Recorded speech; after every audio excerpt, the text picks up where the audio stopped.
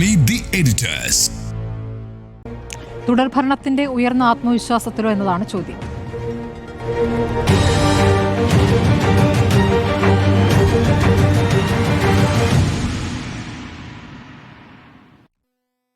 Jimmy James, ഇപ്പോൾ M V ഗോവിന്ദന്റെ പ്രതികരണം ഒരു ഉയർന്ന ആത്മവിശ്വാസത്തിന്റെ അടിസ്ഥാനത്തിൽ വന്ന പ്രതികരണമായിട്ടാണോ അങ്ങ് കാണുന്നത്? തെരഞ്ഞെടുപ്പിൻ്റെ കാലമാകുന്നു. തെരഞ്ഞെടുപ്പ് വരുമ്പോൾ തോറ്റുപോകുന്ന ആരും പറയില്ല. അപ്പോൾ ആത്മവിശ്വാസം എല്ലാവരും പ്രകടിപ്പിച്ചു തുടങ്ങുന്ന കാലമാണ്. എല്ലാവരും പ്രകടിപ്പിച്ചു തുടങ്ങിയിരിക്കും. ഇനി കോൺഗ്രസിനോട് ചോദിച്ചാൽ ഇത് തന്നെ കോൺഗ്രസ് പറയും. പക്ഷേ നമ്മൾ പ്രതീക്ഷിക്കുന്നത് ഇപ്പോൾ CPM സംസ്ഥാന സെക്രട്ടറി പറഞ്ഞത് NSSന്റെയും SNDPയുടെയും പിന്തുണയുടെ പശ്ചാത്തലത്തിലാണ് എന്നാണ് നമ്മൾ ഉദ്ദേശിക്കുന്നതെങ്കിൽ NSSന്റെ പിന്തുണ വോട്ടായി മാറിയിട്ടില്ല എന്നുള്ളത് കഴിഞ്ഞ 3 തെരഞ്ഞെടുപ്പിൽ നമുക്ക് അറിയാവുന്ന കാര്യമാണ്. 2019 ശബരിമല വിഷയം കത്തുന്ന ശേഷം വന്ന ലോക്സഭാ തെരഞ്ഞെടുപ്പ് BJPയുടെ വോട്ട് കൂടിയെങ്കിലും BJP ഒരിടത്ത് പോലും ജയിച്ചില്ല. 2021 അന്ന് പിന്തുണ BJPക്ക് ആണെന്ന് പ്രഖ്യാപിച്ചിരുന്നോ? എന്നാലും സർക്കാർ വിരുദ്ധമായിരുന്നു. UDFന് കിട്ടിയല്ലോ, UDFന് സീറ്റുകൾ അതിലേക്ക് വരാം. അതിനുശേഷം ഉപതെരഞ്ഞെടുപ്പുകൾ വരുന്നു. ഉപതെരഞ്ഞെടുപ്പ് വരുമ്പോൾ ഇതല്ല സ്ഥിതി. ഇനിയിപ്പം അതല്ല, UDFനാണ് ഇവിടെ പിന്തുണ എന്ന് വിചാരിച്ചു. 2021 നിയമസഭാ തെരഞ്ഞെടുപ്പ് NSSന്റെ പരിപൂർണ്ണ പിന്തുണ UDFനൊപ്പം തെരഞ്ഞെടുപ്പിനെ അദ്ദേഹം പറയുകയും ചെയ്തു. എന്നിട്ടോ 8 നിലയിലാണ് തോറ്റത്. 99 സീറ്റാണ് ഇടതു മുന്നണിക്ക് കിട്ടിയത്. ഇനി അത് കഴിഞ്ഞ് 2024 ആകുമ്പോൾ ശബരിമല ഒന്നും ഉണ്ടാകാതിരുന്നിട്ടും 2019 BJP വളരെ വലിയ രീതിയിൽ നില മെച്ചപ്പെടുത്തുന്നു. ഇതാണ് സാഹചര്യം കഴിഞ്ഞ 3 തെരഞ്ഞെടുപ്പുകളിൽ. അതുകൊണ്ട് ശബരിമല വഴി ഒരു പ്രത്യേക മേൽക്കൈ ഉണ്ടാകും എന്ന NSSന്റെ നിലപാടോ ഒന്നും ഈ തെരഞ്ഞെടുപ്പുകളെ ബാധിച്ചിട്ടില്ല എന്നുള്ളതാണ് ഒരു കാര്യം. 2, SNDP ജനറൽ സെക്രട്ടറി വെള്ളാപ്പള്ളി നടേശൻ്റെ പിന്തുണയാണ്. അത് നേരത്തെ ഇടതു മുന്നണിക്കൊപ്പമാണ്. BDJS പാർട്ടിയൊക്കെ ഉണ്ട്. പക്ഷേ പിണറായി വിജയനെ പുകഴ്ത്തുന്ന, ശബരിമല കാലത്ത് പോലും പിണറായി വിജയൻ്റെ പരിപാടികൾക്ക് പങ്കെടുക്കുന്ന, ഇടതുമുന്നണിയുടെ പരിപാടികൾക്ക് പങ്കെടുക്കുന്ന വെള്ളാപ്പള്ളിയെ കണ്ടിട്ടുണ്ട്. അപ്പോൾ 2 സമുദായ നേതാക്കളുടെ പിന്തുണ കൊണ്ട് ഈ തെരഞ്ഞെടുപ്പ് ജയിച്ചു കളയുമെന്ന് ഇടതുമുന്നണി പ്രതീക്ഷിക്കുന്നില്ല എന്നുള്ളതാണ് ഈ കണക്കുകളുടെ പശ്ചാത്തലത്തിൽ മനസ്സിലാക്കേണ്ടത്. അത് അവർക്കും അറിയാത്ത കാര്യമല്ല. പക്ഷേ ഒരു ഒന്നിൻ്റെ കൂടെ ഒരു തള്ള എന്നതുപോലെ നമുക്കിതൊക്കെ ഉണ്ട്, ഞങ്ങൾ വളരെ കോൺഫിഡൻ്റ് ആണ് എന്ന് മാത്രമല്ല UDFന് തീരെ ഇവരുടെ ഒന്നും പിന്തുണയില്ല എന്ന് പറഞ്ഞ് ഒരു സൈക്കോളജിക്കൽ അഡ്വാൻറ്റേജിന് വേണ്ടിയിട്ടാണ് ഇപ്പോൾ ഇടതുമുന്നണി ശ്രമിക്കുന്നത്. അതിൻ്റെ ഭാഗമായി ഇനിയും അദ്ദേഹം പറഞ്ഞുകൊണ്ടേയിരിക്കും. 2 ദിവസം മുമ്പ് ഗൾഫിൽ കൊടുത്ത അഭിമുഖത്തിൽ ഇടതുമുന്നണിയുടെ പട നയിക്കുക പിണറായി വിജയനാണെന്നും ജയിക്കുമ്പോൾ അദ്ദേഹം തന്നെയായിരിക്കും, പിണറായി വിജയൻ തന്നെയായിരിക്കും മുഖ്യമന്ത്രിയെന്നും ഗോവിന്ദ മാസ്റ്റർ പറഞ്ഞിട്ടുണ്ട്. അത്രയും വരെ മുഖ്യമന്ത്രി വരെ തീരുമാനിച്ച് റെഡിയാക്കി വെച്ചിരിക്കുകയാണ്. അത്രയും കോൺഫിഡൻസ് ഉണ്ട്. പക്ഷേ ഈ NSSന്റെ പിന്തുണ കൊണ്ട് വോട്ട് മാറില്ല എന്നുള്ളത് സാഹചര്യങ്ങൾ കൊണ്ട് തെളിഞ്ഞിരിക്കെ എന്തുകൊണ്ടാണ് ഇപ്പോൾ LDF ഈ ഒരു നിലപാടിലേക്ക് പോകുന്നത്? അത് കഴിഞ്ഞ 3 തവണത്തെ തെരഞ്ഞെടുപ്പ് വോട്ടിംഗ് പാറ്റേൺ കൊണ്ട് തന്നെ എടുത്തു നോക്കൂ. ഇപ്പോൾ 2 ജില്ല, പത്തനംതിട്ട, തിരുവനന്തപുരം. പത്തനംതിട്ടയിൽ BJPക്ക് കാര്യമായി വോട്ട് കൂടിയ തെരഞ്ഞെടുപ്പാണ് 2019. നമുക്കറിയാവുന്ന കാര്യമാണ്. അന്ന് 19% നിന്ന് 29%ലേക്കാണ് BJPയുടെ വോട്ട് ഷെയർ കൂടിയത്. ജയിച്ചില്ല, അത് വേറൊരു കാര്യം. പക്ഷേ നിയമസഭാ തെരഞ്ഞെടുപ്പ് വരുമ്പോൾ ഇത് മുഴുവൻ, ആ മണ്ഡലം മുഴുവൻ ലെഫ്റ്റിലേക്ക്, ഇടതുപക്ഷത്തേക്ക് തിരികുകയാണ്. എല്ലാ നിയമസഭാ മണ്ഡലങ്ങളിലും ഇടതു മുന്നണിക്ക് വലിയ മേൽക്കൈ. ഇതുതന്നെയാണ് 2024 ആകുമ്പോഴോ വീണ്ടും വളരെ മോശം സ്ഥാനാർത്ഥി സുരേന്ദ്രനോട് വെച്ച് നോക്കുമ്പോൾ AK ആന്റണിയുടെ മകൻ ഒരു സ്ഥാനാർത്ഥിയേ അല്ല. എന്നിട്ടും പോളിംഗ് ശതമാനം 10% കുറഞ്ഞിട്ടും 26% വോട്ടാണ് പത്തനംതിട്ടയിൽ കഴിഞ്ഞ തവണ BJPയുടെ സ്ഥാനാർത്ഥി പിടിച്ചത്, അനിൽ ആന്റണി പിടിച്ചത്. അപ്പോൾ പാർലമെൻറ്റ് തെരഞ്ഞെടുപ്പിൽ BJPക്ക്, നിയമസഭാ തെരഞ്ഞെടുപ്പിൽ LDFന്, വീണ്ടും BJPക്ക് ഇങ്ങനൊരു പാറ്റേൺ നമ്മൾ കാണുന്നുണ്ട്. എവിടെ? പത്തനംതിട്ടയിൽ. ഇതേ പാറ്റേൺ നിങ്ങൾ തിരുവനന്തപുരത്തും കാണുന്നുണ്ട്. പക്ഷേ ഇടതുമുന്നണിയെ പേടിപ്പിക്കുന്ന ഒരു കാര്യം, 2019 BJPക്ക് കിട്ടിയ പോലെയല്ല 2024 വോട്ട്. തിരുവനന്തപുരത്ത് അടപടലമാണ് വോട്ടുകൾ മാറിയത്. അത് CPMൻ്റെ കുറച്ച് വോട്ടുകൾ മാത്രമല്ല, CPMൻ്റെ കോർ വോട്ടുകളെ കൂടി അത് എടുത്തുകൊണ്ട് പോയി 4-5 മണ്ഡലങ്ങളിൽ BJP 1ാം സ്ഥാനത്ത് വരുന്ന, 2ാം സ്ഥാനത്ത് വരുന്ന ഒരു സാഹചര്യം നിയമസഭാ തെരഞ്ഞെടുപ്പിൽ ഉണ്ടായി. ഇതാണ് CPMനെയും ഇടതുമുന്നണിയെയും പേടിപ്പിക്കുന്ന ഒരു കാര്യം. 19 ആൻറ്റി UDF ആയിരുന്ന വോട്ടുകൾ 2021 ആകുമ്പോൾ LDFന് വോട്ട് ചെയ്യുന്നു. 2024 ആകുമ്പോൾ ആൻറ്റി UDF ആയിരുന്ന വോട്ടുകൾ വീണ്ടും BJPയിലേക്ക് പോകുന്നു. അടുത്ത തെരഞ്ഞെടുപ്പിൽ ഈ വോട്ടുകൾ ഇങ്ങോട്ട് വന്നില്ലെങ്കിൽ എന്ത് ചെയ്യും എന്ന് ചോദിച്ചാൽ തിരുവനന്തപുരത്ത് ഒരു 4-5 മണ്ഡലം അങ്ങ് തോക്കും, പത്തനംതിട്ട തോക്കും ജില്ലയിൽ, പാലക്കാട് പ്രശ്നം ഉണ്ടാകും, അതുപോലെ തന്നെ കാസർഗോഡ് പ്രശ്നം ഉണ്ടാകും. ഇതാണ് വിഷയം. അപ്പോൾ NSS ജനറൽ സെക്രട്ടറി സുകുമാരൻ നായരുടെയോ NSSൻ്റെയോ പിന്തുണയല്ല, SNDP യോഗത്തിൻ്റെയോ SNDP ജനറൽ സെക്രട്ടറി വെള്ളാപ്പള്ളി നടേശൻ്റെയോ പിന്തുണയല്ല. ഈഴവ നായർ വോട്ടുകളാണ് ഇവിടെ പ്രശ്നം, ഹിന്ദു വോട്ടുകളാണ് പ്രശ്നം. ഈ ഹിന്ദു വോട്ടുകൾ അടുത്ത തിരഞ്ഞെടുപ്പിൽ, നിയമസഭാ തിരഞ്ഞെടുപ്പിൽ BJPയിലേക്ക് പോയാൽ ഇപ്പോൾ കഴിഞ്ഞ തവണ എടുത്ത് നോക്കൂ, നേമം, വട്ടിയൂർക്കാവ്, കഴക്കൂട്ടം, ആറ്റിങ്ങൽ, ചാത്തന്നൂർ, മലമ്പുഴ, ഈ സ്ഥലങ്ങളിലെല്ലാം CPM 1-ാം സ്ഥാനത്ത്, BJP 2-ാം സ്ഥാനത്ത്. അതുപോലെ തന്നെ പാലക്കാട്, മഞ്ചേശ്വരം, കാസർഗോഡ് അവിടെ CPM ചിത്രത്തിലില്ല. അപ്പോൾ ഈ 9 എങ്ങനെ വേണമെങ്കിലും കാര്യങ്ങൾ മറിയാം. ഇതാണ് സിറ്റുവേഷൻ. 10 വർഷത്തെ ഭരണത്തിന് ശേഷം ഒരു ആൻറ്റി ഇൻകംബൻസി വേവൊക്കെ ഉണ്ടെന്ന് നമുക്ക് പ്രതീക്ഷിക്കാവുന്ന ഒരു തെരഞ്ഞെടുപ്പ് കൂടിയാണ് വരുന്നതെങ്കിൽ ബി ജെ പി ഒരു 10 സീറ്റോ ജയിക്കുവാൻ സാധ്യതയൊന്നുമില്ല. പക്ഷേ അങ്ങനെ വോട്ടുകൾ മറിഞ്ഞാൽ വളരെ വലിയൊരു അപകടമാണ്. അതുകൊണ്ടാണ് CPM-ൻ്റെ ട്രഡീഷണലായിട്ടുള്ള ഹിന്ദു വോട്ടുകൾ പിടിക്കാനുള്ളൊരു വലിയ ശ്രമമാണ് ശബരിമലയിൽ നമ്മൾ കാണുന്നത്. ശബരിമലയിൽ NSS കൂടെ വന്നില്ലയോ എന്നുള്ളതല്ല യഥാർത്ഥ ചിത്രം. ശബരിമലയിൽ ഹിന്ദു വോട്ടുകൾ നമ്മൾക്ക് അനുകൂലമായി, ഹിന്ദു വോട്ടർമാർ നമുക്ക് അനുകൂലമായി നിൽക്കുമോ ഇല്ലയോ എന്നുള്ളതാണ് പ്രശ്നം. ശബരിമലയിൽ വളരെ വലിയൊരു പാവപരിഹാരക്രിയ 2019 തുടങ്ങി വെച്ചു. 2021 അവന് കാര്യമായി മെനക്കെട്ടില്ല. പക്ഷേ 2024 ലോക്സഭാ തെരഞ്ഞെടുപ്പിന് ശേഷം വളരെ ഗൗരവത്തോടു കൂടി ഹിന്ദു വോട്ടുകൾ വിടാൻ പറ്റില്ല എന്ന് നിലപാടെടുത്തിരിക്കുകയാണ്. അതുകൊണ്ടാണ് ചുമ്മാ നോക്കൂ, ഏതെങ്കിലും ഒരു വാർത്താ സമ്മേളനത്തിൽ ഗോവിന്ദമാസ് വെറുതെ പറയുകയാണ്, ചുമ്മാ ഒരു ചോദ്യം പോലും ഇല്ലാതെ, അല്ലെങ്കിൽ UDF ഭരിക്കുന്നത് മുസ്ലിം ലീഗാണല്ലോ, കോൺഗ്രസ് അല്ലല്ലോ. അങ്ങനെ മുസ്ലിം വിരുദ്ധ പരാമർശങ്ങൾ അല്ലെങ്കിൽ മുസ്ലിം ലീഗ് വിരുദ്ധ പരാമർശങ്ങൾ കാര്യമായി പറയുക. ജമാഅത്തെ ഇസ്ലാമി പണ്ട് അവരുടെ കൂടെ കൂട്ടിയതാണെങ്കിൽ ജമാഅത്തെ ഇസ്ലാമിയെക്കുറിച്ച് പറയുക. മുസ്ലിം സമുദായ സംഘടനകളോട് അങ്ങനെ ഒരു സമസ്തയുമായിട്ടൊക്കെ ഇടയ്ക്ക് ഒരു കാലത്ത് അടുത്ത് വന്നതാണ്. ഇപ്പോൾ CPM-ൻ്റെ ഭാഗത്തു നിന്ന് ന്യൂനപക്ഷ സമ്മേളനം നടക്കുകയാണ്, ഗാസ അനുകൂല. അവിടെ സംസ്ഥയില്ല, പണ്ട് സംസ്ഥ ഉണ്ടായിരുന്നതാണ്. അപ്പോൾ അങ്ങനെ ഒരു ഡിസ്റ്റൻസ് വെച്ചിരിക്കുകയാണ്. ഒരു കാര്യം കൂടെ കേരളത്തിൽ നടന്നിട്ടുണ്ട്.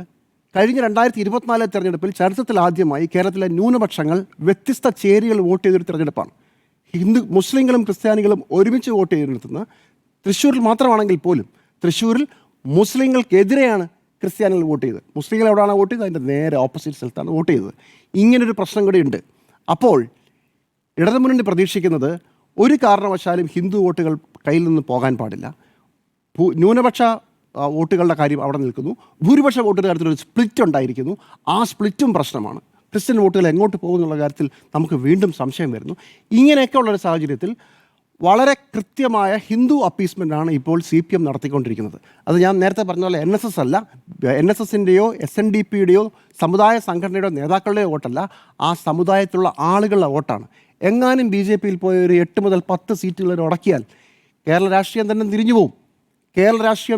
അല്ലെങ്കിൽ അടുത്തവണ BJP അക്കൗണ്ട് തുറക്കും, BJP കൂടുതൽ സീറ്റുകൾ പിടിക്കുമെന്ന് തന്നെയാണ് പ്രതീക്ഷിക്കുന്നത്. പക്ഷേ അത് 8 മുതൽ 10 വരെ എങ്ങാനും ആയിപ്പോയാൽ കാര്യങ്ങൾ കുഴഞ്ഞു മറിയാൻ പോവുകയാണ്. അതുകൊണ്ടാണ് CPM-ന് വളരെ ശക്തമായ ന്യൂനപക്ഷ വിരുദ്ധ സ്റ്റാൻഡ് നമുക്ക് തോന്നാവുന്ന, പക്ഷേ പ്രത്യക്ഷമായി മുസ്ലിം ലീഗിനെയും പരോക്ഷമായി മുസ്ലിം ലീഗിനെയും പ്രത്യക്ഷമായി ജമാഅത്ത് ഇസ്ലാമിയെയും ഒക്കെ പരസ്യമായി ഭർഷിച്ചുകൊണ്ടുള്ള ഈ നിലപാടുകൾ കാണുന്നത്. ഒരു കാര്യം ഉറപ്പാണ്, കേരളം കണ്ടിട്ടുള്ളതിലേക്കും വെച്ച്, അടുത്ത കാലത്ത് കണ്ടിട്ടുള്ളതിലേക്കും വെച്ച് ഏറ്റവും കമ്മ്യൂണലായിട്ടുള്ള ഒരു തെരഞ്ഞെടുപ്പായിരിക്കും അടുത്ത നിയമസഭാ തെരഞ്ഞെടുപ്പ്. ആ നിയമസഭാ തെരഞ്ഞെടുപ്പിനുള്ള കൗണ്ട് ഡൗൺ ആണ് നമ്മളിപ്പോൾ കണ്ടുകൊണ്ടിരിക്കുന്നത്. ഏറ്റവും ദൗർഭാഗ്യകരമായ കാര്യവും അത് തന്നെയാണ്. എനിക്ക് തോന്നുന്നത് ഇപ്പോൾ NSS നടത്തിയിരിക്കുന്ന ഒരു സമ്മർദ്ദം എന്നുള്ളത്, ഈ പ്രതികരണം എന്നുള്ളത് അടുത്ത സർക്കാർ ആര് വരികയാണെങ്കിലും അവരുടെ മേലുള്ളൊരു സമ്മർദ്ദമായിട്ട് വേണമെങ്കിൽ അതിനെ കാണേണ്ടി വരും. NSS നടത്തുന്ന പ്രതികരണങ്ങളെ. അതിപ്പോൾ UDF വരികയാണെങ്കിലും ഞങ്ങൾ നിശ്ചയിക്കുന്നവർ വരേണ്ടതുണ്ട് എന്ന തരത്തിൽ അവരുടെ ഒരു എന്താ പറയുക, ശക്തി തെളിയിക്കാൻ വേണ്ടി കൂടിയാണ് ഇപ്പോൾ ഈ പ്രതികരണങ്ങൾ നടത്തുന്നത്. അതായത് പലതരത്തിൽ പ്രതികരിക്കുന്നുണ്ടല്ലോ. കാരണം കോൺഗ്രസ്സുകാർ കള്ളന്മാരാണ് എന്ന് പറയുന്നു, ഇപ്പോൾ വിശ്വാസവുമായി ബന്ധപ്പെട്ട് ഈ സർക്കാരിനെ വിശ്വാസമാണ് എന്ന് പറയുന്നു, അതേസമയം രാഷ്ട്രീയമായി തെരഞ്ഞെടുപ്പുമായി ബന്ധപ്പെട്ടൊരു നിലപാടല്ല എന്നും കൂടി പറയുന്നുണ്ട്. അപ്പോൾ എല്ലാം കൂടി ചേർത്ത് വായിക്കുമ്പോൾ ഞങ്ങളിവിടെ വളരെ സ്വാധീനമുള്ളൊരു സംവിധാനമായിട്ട് നിൽക്കുന്നു, ഞങ്ങൾ പറയുന്ന നിലപാടിനൊപ്പം നിന്നാൽ ഞങ്ങളുടെ വോട്ടുണ്ടാകും എന്നൊരു സന്ദേശം സുകുമാരൻ നായർ നൽകുന്നുണ്ട്. ഇപ്പോൾ CPM-നെ സംബന്ധിച്ച് 2001 മുതൽക്ക് തന്നെ ഈ വോട്ടിംഗ് ഷിഫ്റ്റ് നോക്കുമ്പോൾ വളരെ ഹിന്ദു വോട്ടുകൾ BJP-യിലേക്ക് ഒഴുകി പോകുന്നുണ്ടായിരുന്നു. അത് നീണ്ടുപോയി. ഈഴവ വോട്ടുകൾ വലിയ തോതിൽ തന്നെ 2016 പോയിട്ടുണ്ട്, 2021 പോയിട്ടുണ്ട്, ലോക്സഭാ തെരഞ്ഞെടുപ്പിൽ നന്നായി പോയിട്ടുണ്ട്. അപ്പോൾ ഈഴവ വോട്ടുകൾ പോയുന്നു എന്നുള്ളത് പ്രധാനപ്പെട്ട പ്രശ്നമാണ്. 2024 നന്നായി പോയി. ഇപ്പോൾ നമ്മൾ പറഞ്ഞു വരുന്നത് ആദ്യം ഇന്ന് MV ഗോവിന്ദൻ നടത്തിയ പ്രതികരണമാണല്ലോ. MV ഗോവിന്ദൻ ഇന്ന് ആത്മവിശ്വാസത്തോടെ കൂടി പറയുമ്പോൾ ഇപ്പോൾ 9.5 വർഷമായി നിൽക്കുമ്പോൾ തുടർ ഭരണത്തിൽ ഈ പറയുന്ന വികസനം, ക്ഷേമം, ആരോഗ്യ മേഖലയിൽ നേട്ടം, ഇതൊക്കെ പറഞ്ഞു കഴിഞ്ഞിട്ടാണ് മറ്റേത് പറയുന്നതെങ്കിൽ കുഴപ്പമില്ലായിരുന്നു. പക്ഷേ ആദ്യം തന്നെ പറയുകയാണ് സാമുദായിക നേതാക്കളുടെ പിന്തുണ നൽകുന്ന ആത്മവിശ്വാസം. അത് തന്നെയാണ് ഈ പറയുന്ന ഐഡിയോളജിയിൽ വന്നിരിക്കുന്ന മാറ്റം. അതായത് ഭരണമാണ് ഏറ്റവും പ്രധാനം. 2026 ഇടതുപക്ഷത്തെ സംബന്ധിച്ചായാലും UDF-നെ സംബന്ധിച്ചാലും വളരെ പ്രധാനമാണ്. കാരണം വേറെ എവിടെയും ഭരണമില്ല, എൽ ഡി എഫിനെ സംബന്ധിച്ച് ഈ ഭരണം നിലനിർത്തിയില്ല എങ്കിൽ, തുടർ ഭരണം ഉണ്ടായിട്ടില്ലെങ്കിൽ എവിടെയുമില്ലാതെ തുടച്ചു നീക്കപ്പെടുമെന്നുള്ളതാണ്. അപ്പോൾ അവരെ സംബന്ധിച്ചും ഇത് ജീവൻ മരണ പോരാട്ടമാണ്. അപ്പോൾ ഐഡിയോളജി അല്പം മാറ്റി വെച്ചാലും കുഴപ്പമില്ല, നേരത്തെ കിട്ടിയിരുന്ന വോട്ടുകൾ കിട്ടേണ്ടതുണ്ട്. അപ്പോൾ ആ രൂപത്തിൽ ഈഴ വോട്ടുകൾ തിരിച്ചെത്തിക്കാനുള്ള ശ്രമങ്ങൾ നടക്കുന്നു. ഇപ്പോൾ ഈഴവ നായർ വോട്ടുകൾ ഇത്തരത്തിൽ ഷിഫ്റ്റ് ചെയ്യപ്പെടുമ്പോഴും തെരഞ്ഞെടുപ്പ് ഫലം വരുമ്പോൾ എപ്പോഴും UDF ആണ് ജയിച്ചുകൊണ്ടിരുന്നത്. ലോക്സഭാ തെരഞ്ഞെടുപ്പ് ഞാൻ പറയുന്നത്. നിയമസഭാ തെരഞ്ഞെടുപ്പിൻ്റെ കാര്യത്തിൽ ഇത്തരത്തിൽ ഈഴ വോട്ടുകൾ പോയിട്ടുമുണ്ട്. അതോടൊപ്പം തന്നെ നമ്മൾക്കറിയാം ശബരിമല വിഷയത്തിൽ അന്ന് എടുത്തിരുന്ന പുരോഗമന കാഴ്ചപ്പാട് അത് ഗുണം ചെയ്തില്ല എന്ന് തെരഞ്ഞെടുപ്പ് ഫലം വന്നപ്പോൾ കാണുകയാണ്. അതിൽ ക്ഷമാപണം നടത്തിക്കൊണ്ട് വീടുകൾ തോറും നേതാക്കൾ തന്നെ പോയിട്ടുണ്ട്. അതിൻ്റെ തുടർച്ചയായി ഇപ്പോൾ നടത്തുന്ന പ്രതികരണം അത് തിരുത്തിയിരിക്കുന്നു എന്ന് തന്നെയാണ് കൃത്യമായ സന്ദേശം. അത് സുകുമാരൻ നായർ ആ ഇൻ്റർവ്യൂവിൽ പറയുന്നുണ്ട്, വാചകമായിട്ട് പറയുന്നില്ലെങ്കിലും പിന്നീട് VN വാസവൻ അത് പറയുന്നില്ല എങ്കിലും. അപ്പോൾ ഈ തരത്തിൽ സമുദായ നേതാക്കളുടെ പിന്തുണ നേടിക്കഴിഞ്ഞാൽ സമുദായത്തിൻ്റെ വോട്ട് വീഴും എന്നുള്ള ആത്മവിശ്വാസമാണ്. അത് ആത്മവിശ്വാസം എന്നുള്ളത് അത് ഉറപ്പാണ് നമ്മൾ പറയുകയല്ല, അവരുടെ ആത്മവിശ്വാസം എന്നാണ് പറയുന്നത്. അവർ ആ ആത്മവിശ്വാസം പ്രകടിപ്പിക്കുകയാണ്. പക്ഷെ നമ്മൾ കാണുന്നതാണ് അതിനുശേഷം NSSൽ ഉണ്ടായിരിക്കുന്ന പൊട്ടിത്തെറി എന്ന രൂപത്തിൽ ഈ പറയുന്ന ഈ പ്രതിനിധി സഭയിലെ 300 പേർ, ആ 300 പേരുടെ പിന്തുണയാണ് പ്രധാനം. ആ 300 പേരുടെ പിന്തുണ സുകുമാരൻ നായർക്കുണ്ട് എന്ന് പറയുമ്പോൾ സംഘടന അദ്ദേഹത്തിനൊപ്പമാണെന്ന് പറയുന്നു. പക്ഷേ ഈ പറയുന്ന സമുദായത്തിലെ വോട്ട് എന്ന് പറയുന്നത് ഈ പറയുന്ന സമരം ചെയ്യുന്നത് കൂടി ചേർന്നാണല്ലോ. അപ്പോൾ ഇന്നത്തെ കൂടി ചേർത്ത് കഴിയുമ്പോൾ എനിക്ക് തോന്നുന്നു ആ പ്രതിഷേധങ്ങളുടെ എണ്ണം 21, 22 ആയിട്ടുണ്ട്. ആ രൂപത്തിലേക്ക് പ്രതിഷേധങ്ങൾ വരുന്നു. ആ പ്രതിഷേധങ്ങൾക്കെല്ലാം തന്നെ ഒരു തരത്തിലൊരു കാവിഛായ കാണുന്നുണ്ട് ഞാൻ. അതൊരു BJPയുടെ അടുത്ത് നിൽക്കുന്നത്. കാരണം NSSലേക്ക് ഈ തരത്തിൽ BJP നന്നായി കടന്നു കയറിയിട്ടുണ്ട്, പലയിടത്തും കടന്നു കയറിയതുപോലെ തന്നെ. അപ്പോൾ ആ തരത്തിൽ അതും UDFന് നേട്ടമാകുന്നില്ല. മനസ്സിലാക്കുന്നത് UDF ഇപ്പോൾ പറഞ്ഞ PJ കുര്യൻ പോയി ജനറൽ സെക്രട്ടറിയെ കണ്ടു, തിരുവഞ്ചൂർ കണ്ടു, പിന്നെ ആരാണ് കൊടിക്കുന്നിൽ പോയി കണ്ടു. പക്ഷേ അവരൊന്നുമല്ല എന്നോട് സംസാരിക്കുന്നത്. കാരണം ഇപ്പോൾ അധികാരവുമായി ചേർന്ന് നിൽക്കുന്ന അല്ലെങ്കിൽ ഏറ്റവും പ്രബലരായ നേതാക്കൾ ഇങ്ങോട്ട് എത്തിയിട്ടില്ല എന്നുള്ളത് തന്നെയാണ്. അതുകൊണ്ടാണ് സുകുമാരൻ നായർ പറഞ്ഞത് അത് സൗഹൃദ സന്ദർശനം മാത്രമാണ് എന്ന്. അപ്പോൾ അതല്ല, ഹൈക്കമാൻഡ് തന്നെ പോയേക്കാം എന്നുള്ള സൂചനകൾ ഇപ്പോൾ വരുന്നുണ്ട്. ഒരുപക്ഷെ KC വേണുഗോപാൽ പോയേക്കാം സുകുമാരൻ നായരെ കാണാൻ എന്ന് കേൾക്കുന്നുണ്ട്. ഒരുപക്ഷെ പ്രിയങ്ക ഗാന്ധി, നമ്മൾ തന്നെ മുമ്പ് വാർത്ത കൊടുത്തിട്ടുണ്ട്, പ്രിയങ്ക ഗാന്ധി ഒരുപക്ഷെ എത്തിയേക്കാം, അതിനുള്ള സാധ്യതകളും കാണുന്നുണ്ട്. കാരണം ഇവിടെ ക്രിസ്ത്യൻ വോട്ട്, മുസ്ലിം വോട്ട്, അതുപോലെ നായർ വോട്ട്, അതാണ് UDFന് എല്ലാ കാലത്തും ഒപ്പം ഉണ്ടായിരുന്ന വോട്ട്. അതിൽ ആണ് ഇപ്പോൾ പരസ്യമായി തന്നെ ഞങ്ങൾ നിങ്ങൾക്കൊപ്പമില്ല അല്ലെങ്കിൽ നിങ്ങൾ കള്ളന്മാരാണ് എന്ന് വിളിച്ചു പറയലുണ്ടായിരിക്കുന്നത്. അപ്പോൾ അതൊരു ക്ഷീണം തന്നെയാണ്. അത് ഈ കോൺഗ്രസിൽ നേരത്തെ ഉണ്ടായിരുന്ന രീതികൾ, ഈ പറഞ്ഞ NSS പെരുന്നയുമായി തുടർച്ചയായി ഒരു ബന്ധം സ്ഥാപിക്കലും പോയി കാണലും ഒക്കെ ഉണ്ടായിരുന്ന കാര്യത്തിൽ വന്നിരിക്കുന്ന ഒരു വിടവ്, അതൊരു പ്രധാനപ്പെട്ട പ്രശ്നമാണ്. ആ വിടവ് ഇവിടെ നിൽക്കുമ്പോൾ അപ്പുറത്ത് ആ ബന്ധം ഊട്ടിയുറപ്പിക്കാനുള്ള ശ്രമങ്ങൾ VN വാസവൻ വഴി CPM നടത്തിയിട്ടുമുണ്ട് എന്നുള്ളതാണ്. അപ്പോൾ ഇതൊരു സോഷ്യൽ എഞ്ചിനീയറിംഗ് എന്നൊക്കെ വേണമെങ്കിൽ പ്രായോഗിക തലത്തിൽ പറയാം. ഇപ്പോഴത്തെ വർത്തമാനകാല രാഷ്ട്രീയത്തിലെ നടപടികൾ എന്നാണ് അതിനെ അവർ വിശദീകരിക്കുന്നത്. ആ വർത്തമാന രാഷ്ട്രീയത്തിൽ അവർക്ക് നേരത്തെ ഈ പറഞ്ഞ മാറ്റം, നവോത്ഥാനം എന്നുള്ളത് ആചാരങ്ങൾ ഒക്കെ ലംഘിച്ചുകൊണ്ടാണ് നടന്നിട്ടുള്ളത് എന്ന പിണറായി വിജയൻ്റെ തന്നെ മുൻവാക്കുകൾ മറക്കാം. മുൻപ് അമൃതാനന്ദമയിക്കെതിരെ നടത്തിയ പ്രതികരണങ്ങൾ, ആൾദൈവങ്ങൾക്കെതിരെ എടുത്തിരിക്കുന്ന പൊതുവായ നിലപാട്, അതുമായി ബന്ധപ്പെട്ട് അമൃതാനന്ദമയി മഠത്തിൽ നടക്കുന്ന ചില പ്രശ്നങ്ങളെക്കുറിച്ച് അവിടെ ഒരു അന്തേവാസിയായിരുന്ന വിദേശിയെ പോയി അഭിമുഖം ചെയ്ത് ജോൺ ബ്രിട്ടാസ് തന്നെ അവരുടെ അഭിമുഖം എടുത്ത് നടത്തിയ പ്രതികരണങ്ങൾ കൈരളിയിൽ തന്നെ വന്നിട്ടുള്ളതാണ് ആ പ്രതികരണമൊക്കെ. അപ്പോൾ ആ കാര്യത്തിലൊക്കെ ആൾദൈവങ്ങളുടെ കാര്യത്തിൽ കൃത്യമായൊരു നിലപാട് ആ ഘട്ടത്തിലുണ്ടായിരുന്നു.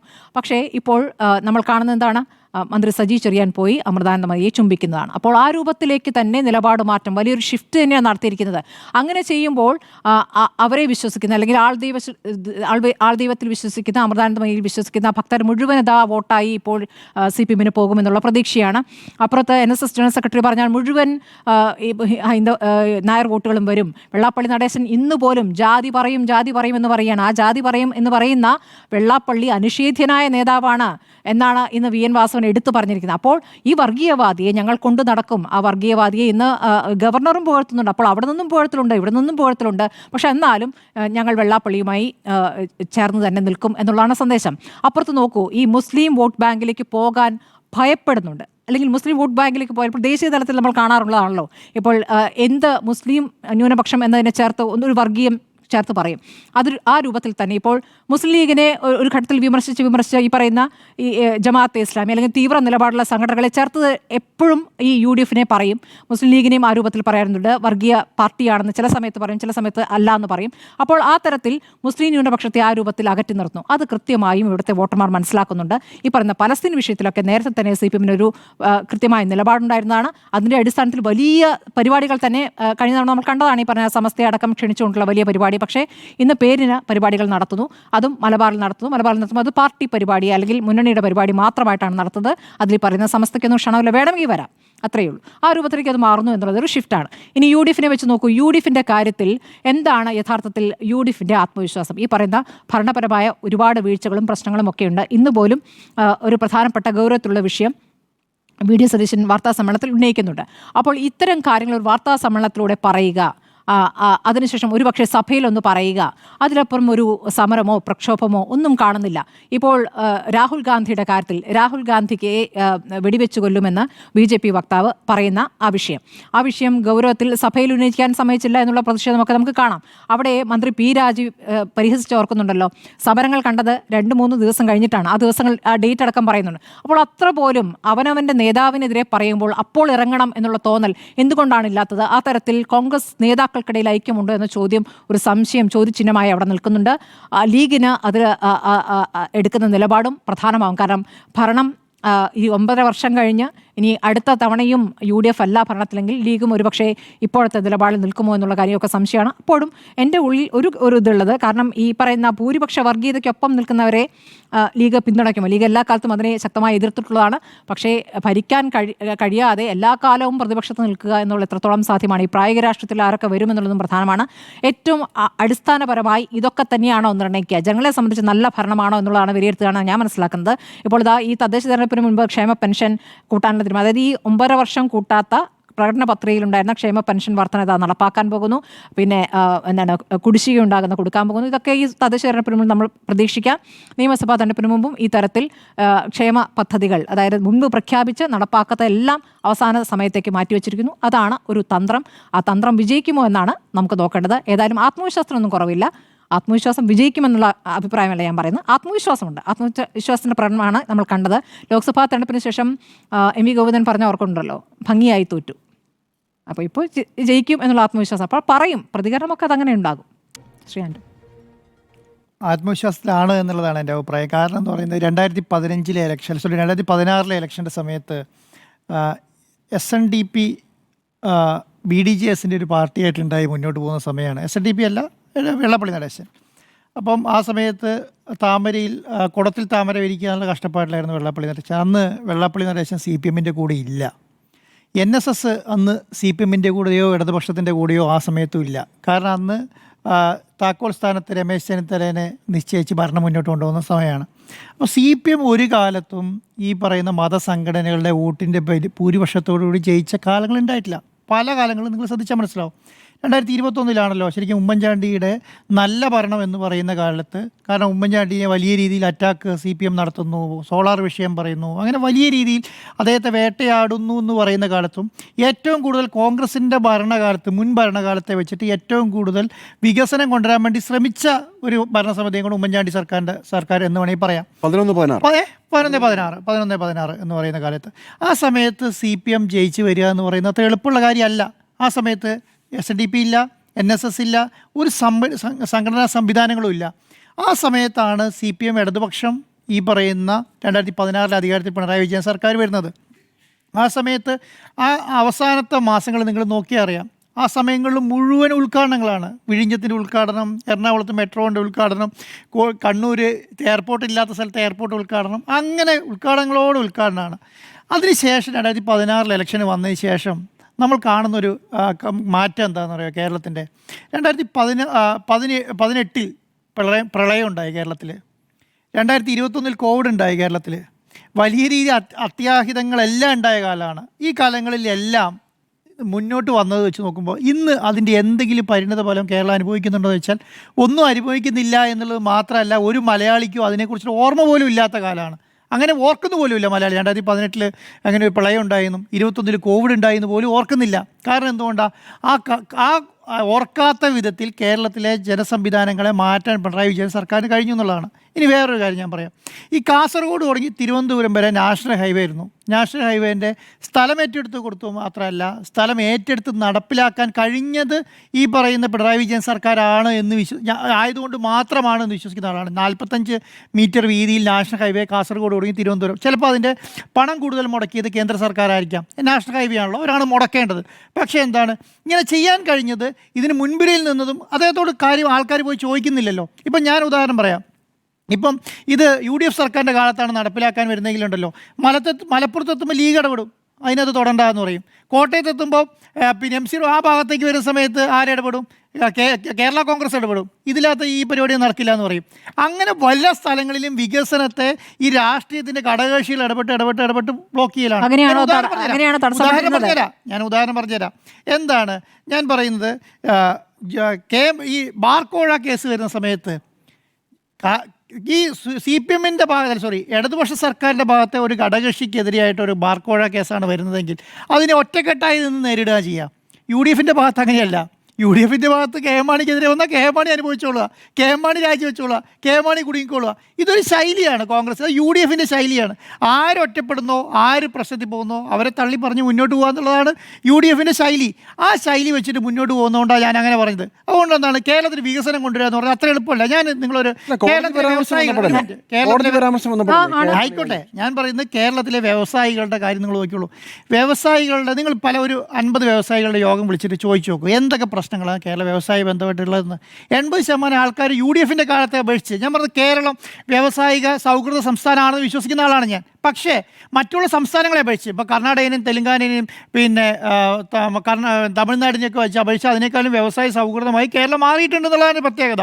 അപ്പോൾ നമ്മളൊരു 50 വ്യവസായികളെ വിളിച്ചിട്ട് ചോദിക്കുകയാണ് എങ്ങനെയുണ്ട് ഇപ്പോഴത്തെ വ്യവസായ സംവിധാനം എന്ന് ചോദിച്ചാൽ അതിനകത്ത് 45 പേരും കഴിഞ്ഞ 2011-16 കാലത്തെ ഇതിനേക്കാളും നല്ല വ്യവസായ സൗഹൃദ സംസ്ഥാനമാണ് കേരളം എന്ന് പറയുന്ന സമ്മേളനത്തിലേക്കാണ് ഇപ്പോഴത്തെ വ്യവസായികളുടെ അവസ്ഥ വന്നിരിക്കുന്നത്. ഞാൻ പറയുന്നത് എല്ലാവിധ അടിസ്ഥാന വികസനങ്ങളും നമ്മൾ കിഫ്ബിനെ കുറിച്ച് എല്ലാ കാലത്തും കുറ്റം പറഞ്ഞിരുന്നു. തുടങ്ങിയ കിഫ്ബി എന്താ തട്ടിപ്പാണ്, മസാല ബോണ്ടാണ്, അതാണ് ഇതാണെന്നൊക്കെ പറഞ്ഞോണ്. ഇപ്പോൾ കിഫ്ബിനെ കുറിച്ച് പറയുന്ന കാലത്ത് എന്താ? കിഫ്ബിനെ കുറിച്ച് കേരളത്തിലെ എല്ലാ വിദ്യാഭ്യാസ സ്ഥാപനങ്ങളും ഒരു 100% എന്നൊന്നും പറയണ്ട, 70% വിദ്യാഭ്യാസ സ്ഥാപനങ്ങളായും ഹൈടെക്കായി മാറി എന്നുള്ളതാണ്. മാറാൻ കിഫ്ബിനെ കൊണ്ട് കഴിഞ്ഞു. കാരണം എന്താ? 1000 കോടി രൂപയുടെ അടിസ്ഥാന വികസനത്തിലുള്ള ഫണ്ട് കണ്ടെത്താൻ 1 ലക്ഷം കോടി രൂപയുടെ അടിസ്ഥാന വികസനത്തിലുള്ള ഫണ്ട് കണ്ടെത്താൻ വേണ്ടി കിഫ്ബിക്ക് കഴിയും. അത് ചിലവാക്കാനും കഴിഞ്ഞു. ഈ മലയോര ഹൈവേകൾ നിങ്ങൾ നോക്കിയാൽ മനസ്സിലാകും. കേരളത്തിലെ പല ഭാഗങ്ങളിലെ മലയോര ഹൈവേകളിൽ ചെന്നിട്ടുണ്ടെങ്കിൽ ഈ മലയോര ഹൈവേകളെല്ലാം ഇപ്പോൾ എന്താണ് കണ്ണാടി പോലെ കിടക്കുകയാണ്. കണ്ണാടി പോലെ കിടക്കാൻ കാരണം എന്താ? അവിടെ ഒരു അടിസ്ഥാന വികസനം വന്നു എന്നുള്ളതുകൊണ്ടാണ്. ഞാൻ ഈ വികസനത്തെ മാറ്റി നിർത്തിയാൽ കോൺഗ്രസിൻ്റെ അവസ്ഥ പറയട്ടെ. കോൺഗ്രസിന് ഇപ്പോൾ കാസർഗോഡ് ജില്ലയിൽ 1 സീറ്റാണുള്ളത്, കണ്ണൂർ ജില്ലയിൽ 2 സീറ്റാണുള്ളത്, കോഴിക്കോട് ജില്ലയിൽ 1 സീറ്റാണുള്ളത്, മലപ്പുറം ജില്ലയിൽ 2 സീറ്റാണുള്ളത്, തൃശ്ശൂർ ജില്ലയിൽ 1 സീറ്റാണുള്ളത്. ആകെ ഈ കോൺഗ്രസ് പിടിച്ചു നിൽക്കുന്ന എറണാകുളം ജില്ലയിൽ 7 സീറ്റ് വെച്ചിട്ടാണ്. മറ്റുള്ള ജില്ലകളൊക്കെ നോക്കിയാൽ വിരലിലാണ്. പല ജില്ലകളിലും കോൺഗ്രസ് ഇല്ല. ഞാൻ ഈ കോൺഗ്രസിൻ്റെ അവസ്ഥ വെച്ചിട്ട് പല ജില്ലകളിൽ MLA-മാരില്ലാത്ത മണ്ഡലങ്ങളിൽ ചെന്ന് അന്വേഷിക്കുക. വേറെ ഒന്നും ചെയ്യണ്ട. കോൺഗ്രസിന് MLA-മാരില്ലാത്ത മണ്ഡലങ്ങളിൽ ചെന്ന് കോൺഗ്രസിൻ്റെ ഇപ്പോഴത്തെ അവസ്ഥ അന്വേഷിച്ചാൽ പിണറായി വിജയൻ സർക്കാർ മൂന്നാമത് അധികാരത്തിൽ വരുമോ ഇല്ലയോ എന്നറിയാം. പല സ്ഥലങ്ങളിൽ ബൂത്ത് കമ്മിറ്റികളില്ല, പല സ്ഥലങ്ങളിലും മണ്ഡലം കമ്മിറ്റികളില്ല, പല സ്ഥലങ്ങളിലും പ്രവർത്തനം നടക്കുന്നില്ല, പല സ്ഥലങ്ങളിലും DCC പ്രസിഡന്റ് പോലും നിഷ്ക്രിയമായി പ്രവർത്തിച്ചുകൊണ്ടിരിക്കുക. പല ജില്ലകൾക്ക് പ്രായാധിക്യത്തിൻ്റെ പുറത്തിരിക്കുന്ന DCC പ്രസിഡന്റുമാരാണുള്ളത്. ഇതാണ് പാലോട് രവി അന്ന് തിരുവനന്തപുരത്ത് പറഞ്ഞത്. കാരണം എന്താണ്? ഇത് നടപ്പിലാക്കാൻ കഴിയുന്നില്ല എന്ന് പറഞ്ഞ് കോൺഗ്രസ് നേതാക്കന്മാരോടാണ്. ഇങ്ങനെയുള്ള ഒരു കോൺഗ്രസിനെ വെച്ചിട്ട് ഇതുവരെ അടിസ്ഥാന കേഡർ സ്വഭാവത്തിൽ പ്രവർത്തിച്ചു വരുന്ന CPM-നെ പോലെയുള്ള ഒരു പാർട്ടി, ആ പാർട്ടിക്ക് എങ്ങനെ ഫൈറ്റ് ചെയ്ത് ജയിക്കാൻ പറ്റുമെന്നുള്ള കാര്യം മാത്രം പറഞ്ഞാൽ മതി. വേറെ കഥകളൊന്നും പറയാൻ നിൽക്കണ്ട. അങ്ങനെ ജയിച്ച് കയറാൻ കഴിയുന്നില്ല എന്നുള്ളതാണ് ഞാൻ വിശ്വസിക്കുന്നത്. കാരണം എന്താണ്? ഒരു ഇലക്ഷൻ വരുമ്പോൾ ഞാൻ ഇനി വ്യക്തമായിട്ട് പറയാം. ഇതേതാ ദിവസം? ഇത് ഒക്ടോബർ ആയില്ലേ? നാളെ ഒക്ടോബർ 2 അല്ലേ? ഇന്ന് ഒക്ടോബർ 1. ഡിസംബർ മാസത്തിൽ ഒക്ടോബർ 2, 3, 4 ഉള്ളിൽ 20-ാം തീയതിക്കുള്ളിൽ പഞ്ചായത്ത് ഇലക്ഷൻ പൂർത്തീകരിച്ച് പുതിയ ഭരണസമിതി വരണം. എത്ര ദിവസമുണ്ട്? 60 ദിവസമുണ്ട്. കോൺഗ്രസ് എന്തെങ്കിലും ഒരു പണിയെടുക്കുന്നത് നിങ്ങൾ കാണുന്നുണ്ടോ കേരളത്തിൽ? ഈ പഞ്ചായത്ത് ഇലക്ഷനുമായി ബന്ധപ്പെട്ടിട്ട് ബാക്കിയുള്ളവർ പണിയൊക്കെ കാണുന്നുണ്ടോ? പിരിവിനുമായി ബന്ധപ്പെട്ട് ഞാൻ പറയുന്നത് അല്ല, പണി എന്ന് പറയുന്നത് നമുക്ക് നമ്മൾ കാണാത്തത് കാണില്ല എന്ന് തന്നെ പറയുള്ളൂ. കാണാത്തത് ഉണ്ടെന്ന് പറയാൻ കഴിയില്ലല്ലോ. കാണില്ല എന്നല്ലേ പറയുള്ളൂ. കാരണം ഞാൻ കണ്ടിട്ടില്ല ഒരു സ്ഥലത്തും അങ്ങനെ ചെയ്യുന്നത്. കാരണം ഞാൻ കോൺഗ്രസിനെ മോശമായിട്ട് പറയല്ല കേട്ടോ. ഞാനെന്താ പറയുന്നത്? പല ബൂത്ത് കമ്മിറ്റികളിലും പ്രവർത്തിക്കുന്നില്ല എന്ന്. കാരണം ബൂത്ത് കമ്മിറ്റികളിൽ പോയി പ്രവർത്തിക്കണം. വാർഡ് കമ്മിറ്റികൾ പ്രവർത്തിച്ചാൽ മാത്രമേ വാർഡ് ഇലക്ഷനിൽ പങ്കെടുക്കാൻ കഴിയുള്ളൂ. പക്ഷേ അങ്ങനെയല്ല CPM. കേരളത്തിൽ 28,000 30,000 അങ്ങോട്ട് ബൂത്ത് പഞ്ചായത്ത് വാർഡ് കമ്മിറ്റികളാണ് അല്ലേ? ഏതെങ്കിലും ഒരു പഞ്ചായത്ത് CPM ഇല്ലാത്തൊരു സ്ഥലമുണ്ടോ? ലോക്കൽ കമ്മിറ്റി ഇല്ലാത്തൊരു സ്ഥലമുണ്ടോ? ഒരു പഞ്ചായത്ത് പറ, ഒരു ഏരിയ പറ. അവിടെ ലോക്കൽ കമ്മിറ്റി ഉണ്ടാവും, അവിടെ ബ്രാഞ്ച് കമ്മിറ്റി ഉണ്ടാവും, ലോക്കൽ കമ്മിറ്റി ഉണ്ടാവും, ബ്രാഞ്ച് കമ്മിറ്റി ഉണ്ടാവും, ഏരിയ കമ്മിറ്റി ഉണ്ടാവും. അതുപോലെ ഈ കോൺഗ്രസിൻ്റെ കാര്യം എന്ന് പറഞ്ഞാൽ ഞാനൊരു 50 മണ്ഡലങ്ങൾ എടുത്ത് മുന്നോട്ട് വരാം. 50 മണ്ഡലങ്ങൾ. ഈ മണ്ഡലങ്ങളിലൊന്നും മണ്ഡലം കമ്മിറ്റി പോലും പ്രോപ്പറല്ല. പറയുന്നത്. പിന്നീടാണല്ലോ പിന്നെ ജില്ലാ കമ്മിറ്റിയിലേക്ക് DCCയിലേക്കൊക്കെ വരുന്നത്. അതുപോലും പ്രോപ്പറല്ല. പിന്നെ ഇത് എങ്ങനെയാണ് ഈ സിസ്റ്റം വർക്ക് ചെയ്യുക? എല്ലാ കാലത്തും കോൺഗ്രസ്സിന് ചില മാധ്യമ സംവിധാനങ്ങളുടെ സപ്പോർട്ട് കൂടി താളത്തിൽ വെച്ച് കൊടുക്കും. ഇത് അന്നാ പിടിച്ചോ നിങ്ങൾ എന്നിട്ട് അത് മേടിച്ച് കയ്യിൽ വെച്ചിട്ട് അത് പ്രോപ്പറായി ഭരിക്കാൻ പറ്റാത്ത അവസ്ഥയിലാണ് ഇത് മുഴുവൻ എല്ലാ കാലത്തും കോൺഗ്രസ് സംഭവിക്കാറും കോൺഗ്രസ് താഴെ പോകാറും അങ്ങനെ തന്നെയാണ്. ഈ പ്രാവശ്യം അതിന് വലിയ മാറ്റങ്ങളില്ല. അതെന്തുകൊണ്ടാണ് മാറ്റങ്ങളില്ലാത്ത? ഞാനിത് പറയാം. ഈ ഒരു സമരകാലത്ത് ഒരു ഇലക്ഷനോട് ചേർന്ന് നിൽക്കുന്ന കാലത്ത് ശക്തമായി പ്രവർത്തിക്കേണ്ട സംവിധാനം എന്താ? ആ സംവിധാനം യൂത്ത് കോൺഗ്രസ് അല്ലേ, യുവജന സംഘടനകളല്ലേ. യുവജന സംഘടനയ്ക്ക് ഒരു സംസ്ഥാന അധ്യക്ഷനില്ലാന്ന് ഇപ്പം ഒരു നേതാവിന് ഇവർക്ക് കണ്ടെത്താൻ കഴിഞ്ഞിട്ടില്ല. അത് മാത്രമാണല്ലോ ഈ ഇലക്ഷന് തൊട്ട് മുൻപല്ലേ സമര പരമ്പരകൾ നടക്കുക അല്ലേ? സമര പരമ്പരകൾ എന്തെങ്കിലും യൂത്ത് കോൺഗ്രസിൻ്റെ ഭാഗത്ത് നടക്കുന്നുണ്ടോ? നീ കാർന്നോന്മാർ ഇറങ്ങി നിന്നിട്ട് സമരം നടത്താൻ പോകില്ലോ. അവർക്ക് ജാഥ വിളിക്കാനും ജാഥയ്ക്ക് കൂട്ടുനിന്ന് കൊടുക്കാനേ പറ്റുള്ളൂ. സെക്രട്ടേറിയറ്റ് സമരങ്ങൾ, കളക്ട്രേറ്റ് സമരങ്ങൾ, SP ഓഫീസ് സമരങ്ങൾ, അതുപോലെയുള്ള സമരങ്ങൾ ജനങ്ങളിലേക്ക് എത്തണമെങ്കിൽ അതിന് യൂത്ത് കോൺഗ്രസ് ഇറങ്ങണ്ടേ? യൂത്ത് കോൺഗ്രസ് ഇറങ്ങുന്നുണ്ടോ? യൂത്ത് കോൺഗ്രസ്സിന് ഇറങ്ങാൻ കഴിയുന്നുണ്ടോ? എവിടെയാണ് പോയി കിടക്കുന്നത്? പോയി പെട്ടു. സിമ്പിളായി പറഞ്ഞാൽ പോയി പെട്ടു എന്നുള്ളതാണ്. ഇങ്ങനെയാണ് ജനങ്ങളിലേക്ക് കാര്യങ്ങൾ എത്തുക. ഇപ്പം ഇനി ഉദാഹരണം പറയാം, പിണറായി വിജയൻ സർക്കാർ എന്തെങ്കിലും ഒരു അഴിമതി ചെയ്തു എന്ന് വെക്കുക, അതുപോലെ എക്സ്പോസ് ചെയ്യാൻ കഴിയുന്നില്ലല്ലോ. ചെയ്തു എന്നുള്ള അർത്ഥത്തിലല്ല ഞാൻ പറഞ്ഞത്, ചെയ്തു എന്ന് വെക്കുക, അതുപോലെ എക്സ്പോസ് ചെയ്യാൻ പറ്റുന്നില്ല. ഇത് കോൺഗ്രസിൻ്റെ ഒരു നിഷ്ക്രിയ അവസ്ഥയാണ്. ഇത് തന്നെയാണ് BJPയിലും കേട്ടോ, ഇത് തന്നെയാണ് BJPയിലും. അപ്പോൾ സത്യം പറഞ്ഞാൽ CPMൻ്റെ ഏറ്റവും നല്ല കാലമാണ്. കാരണം എന്താണ്? അതുപോലെ പ്രതിപക്ഷത്തെക്കൂടെ കാര്യം എല്ലാ കാര്യങ്ങളും ശ്രദ്ധിച്ചാൽ മതി. CPMനെ സംബന്ധിച്ചിടത്തോളം നല്ല ഭരണം മുന്നോട്ട് പോകുന്നു. അഴിമതി രഹിതമായിട്ടുള്ള മന്ത്രിമാരാണ് കേരളത്തിലുള്ളത്. അറിയോ? ഒരഴിമതി ആരോപണം ഈ 5 വർഷമായിട്ട് മുന്നോട്ട് വെക്കാൻ പറ്റിയിട്ടില്ല കേട്ടോ. ഒരഴിമതി ആരോപണം പോലും ഒരെണ്ണം ഒരു പ്രധാനപ്പെട്ട മന്ത്രിയെ പോലും രാജിവെപ്പിക്കാൻ കഴിഞ്ഞിട്ടില്ല കേട്ടോ. കേരളത്തിൽ ഒന്നും പറ്റിയിട്ടില്ല. എന്താണ്? 2016 ഈ 41 സീറ്റിലേക്ക് ഒതുങ്ങി കഴിഞ്ഞപ്പോഴത്തേക്ക് കോൺഗ്രസ് തീർന്നു എന്ന് വിചാരിച്ച് അവർ പഠിച്ചു വന്നപ്പോഴത്തേക്കായി മാറി. പിന്നെന്താ 2011 തുടങ്ങി 2016 തുടങ്ങി 2021 വരെയുള്ള മന്ത്രിമാരെ ആ സ്ഥാനത്ത് നിന്ന് മാറ്റി പുതിയ ആൾക്കാരെ വെച്ചു, യുവജനങ്ങളായിട്ടുള്ള മന്ത്രിമാരെ അതിന്റെ തലപ്പത്തേക്ക് വിടും. അതെന്താ പറഞ്ഞത്? ആരോപണം ഇല്ലെന്നാണോ? തെളിയിച്ചില്ലെന്നാണോ? ഇന്ന് അഴിമതിയുടെ വലിയ കണക്കുകൾ കേന്ദ്രമാണ് ഭരിക്കുന്നത്, കേരളത്തിൽ അല്ല. കേരളം അന്വേഷിച്ചിട്ടില്ല, സാധാരണക്കാരെ കാര്യത്തിൽ സഹായിക്കുന്നില്ല എന്നാണ് വാർത്താ സമ്മേളനം. 200 കോടി ഒറ്റ കാര്യം പറയട്ടെ, ഈ ഭരണത്തിന്റെ വലിയ വികസനവും നേട്ടമൊക്കെ പറയുന്ന സമയത്താണല്ലോ ഇവിടെ ഉപതെരഞ്ഞെടുപ്പുകൾ നടന്നത്. ഉപതെരഞ്ഞെടുപ്പുകൾ നടക്കുമ്പോൾ ഇപ്പൊ പറയുന്ന സിറ്റിംഗ് സീറ്റ് എന്ന് പറഞ്ഞാലും സിറ്റിംഗ് സീറ്റ് പോകാമല്ലോ. നിലമ്പൂരും പോയിരിക്കുന്നു. സിറ്റിംഗ് സീറ്റ് പോകണമല്ലോ. സിറ്റിംഗ് സീറ്റ് പോകണം. ഞാൻ പറയാതാണ് 99 സീറ്റില് CPM അധികാരത്തിൽ വന്ന സമയത്ത് കിട്ടാത്ത സീറ്റുകളാണ് ഇവരിൽ കോൺഗ്രസിന്റെ ഇരിക്കുന്നത്. എന്ന് പറഞ്ഞാൽ എന്താ? അത് കോൺഗ്രസിന്റെ കോട്ടകളാണ്. ആ സീറ്റ് പിടിച്ചെടുക്കാന്ന് പറഞ്ഞാൽ CPMന് 99 കിട്ടിയപ്പോൾ കഴിഞ്ഞിട്ടില്ല. ആ സ്ഥലങ്ങളിൽ പിന്നെ തിരിച്ച് അധികാരത്തിൽ വന്നു എന്ന് പറയും. നിങ്ങൾ സിമ്പിളായിട്ട് പറയാം, തൃക്കാക്കര 1% ഉണ്ടോയെന്നല്ല ഞാൻ വിചാരിക്കുന്നില്ല. 1% സാധ്യത പോലും CPMന് ഇല്ലാത്ത സ്ഥലമാണ്. പുതുപ്പള്ളി 1% പോലും സാധ്യത ഇല്ലാത്തതാണ്. പാലക്കാട് 1% പോലും സാധ്യതയില്ല. കാരണം ഞാൻ പറഞ്ഞു അവിടെ വികസനം എത്താതുകൊണ്ടല്ലാന്നേ. പാലക്കാട് BJP നമ്മൾ റിയാലിറ്റി പറഞ്ഞിട്ട്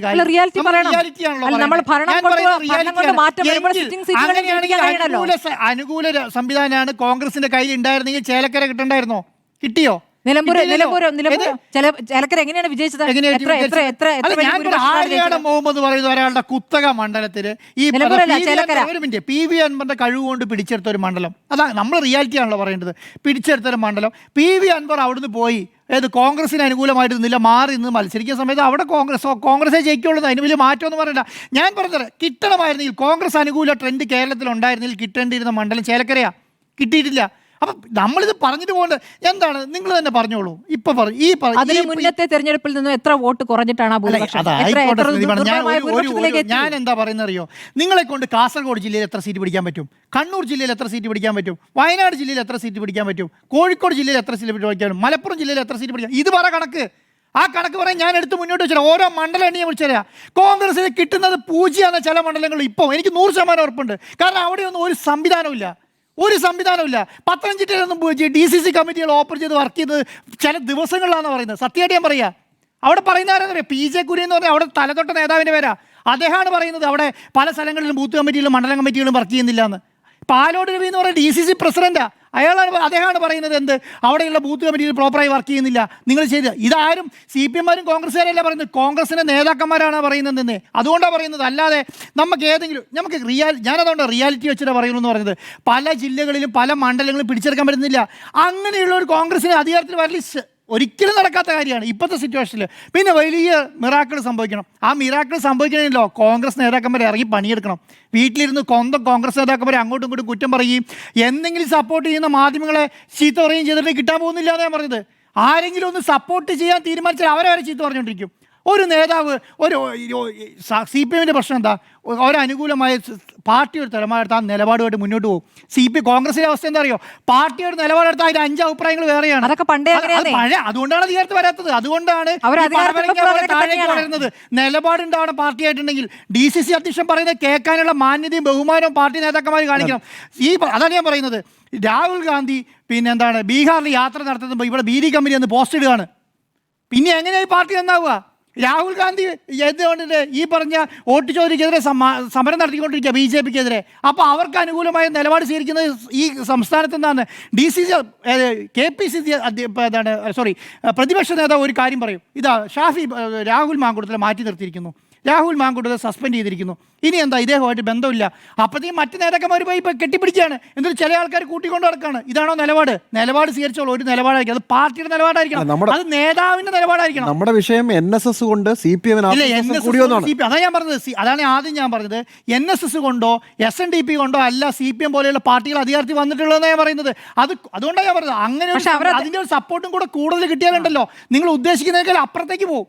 ഇപ്പം നോർമലി ജയിക്കാനുള്ള ഇവർ രണ്ടുപേരുടെയും സപ്പോർട്ടില്ല. ഇപ്പം ഞാൻ NSS എന്ന് പറയുന്നവരാ സുകുമാരൻ നായരാണല്ലോ, സുകുമാരൻ നായരുടെ സപ്പോർട്ടും SNDP ആയ വെള്ളാപ്പള്ളി നടേശൻ്റെ സപ്പോർട്ട് ഇല്ലെങ്കിൽ തന്നെ CPM അധികാരത്തിൽ വരും.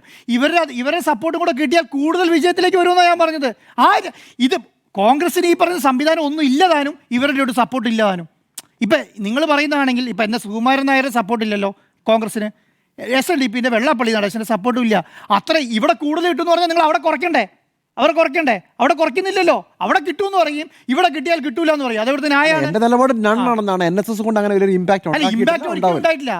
ഉണ്ടായെങ്കിൽ അത് കോൺഗ്രസിനെ ഉണ്ടായിട്ടുള്ളൂ, CPM-നല്ല ഉണ്ടായിട്ടുള്ളത്.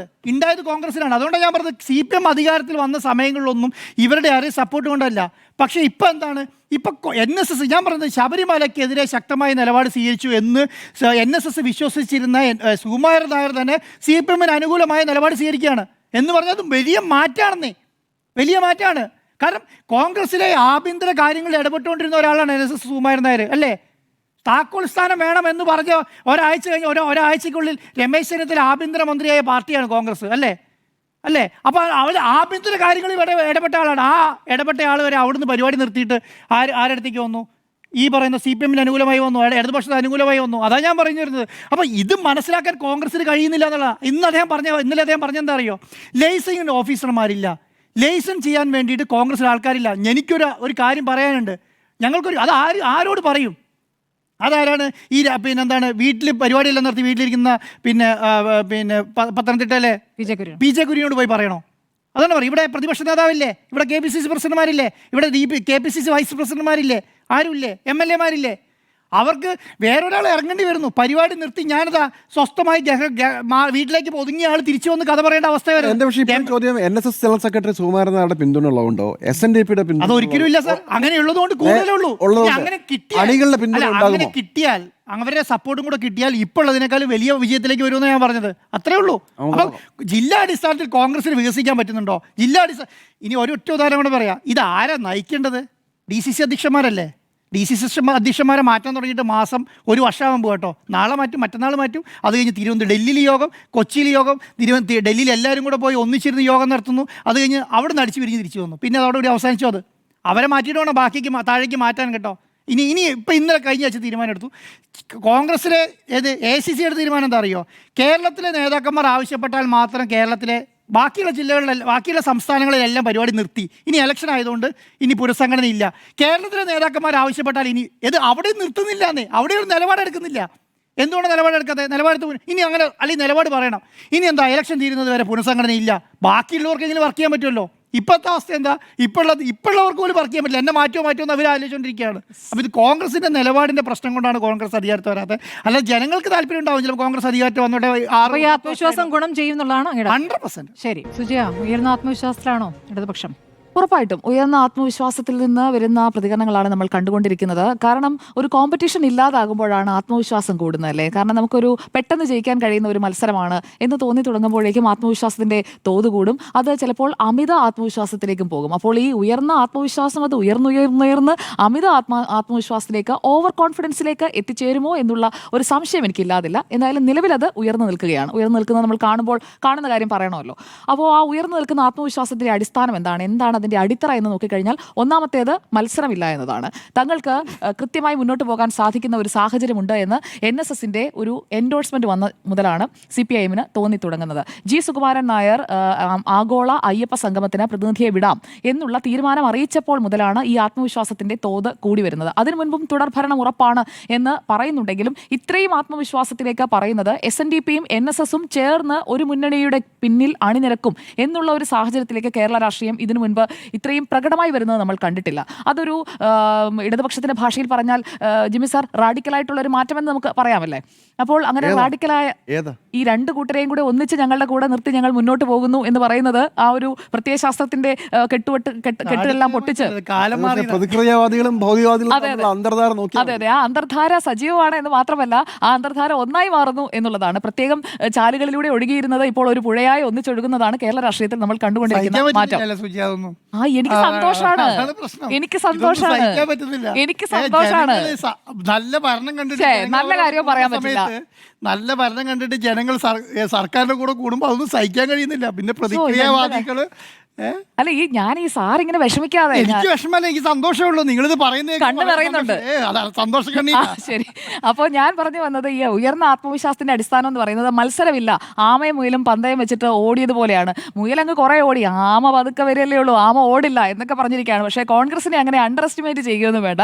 കോൺഗ്രസിന് അവസാന ലാപ്പിൽ ഓടിക്കയറിയ ചരിത്രം കേരള രാഷ്ട്രീയത്തിൽ ഈ അടുത്ത വർഷങ്ങളിൽ തന്നെ നമ്മൾ കണ്ടിട്ടുള്ളതാണ്.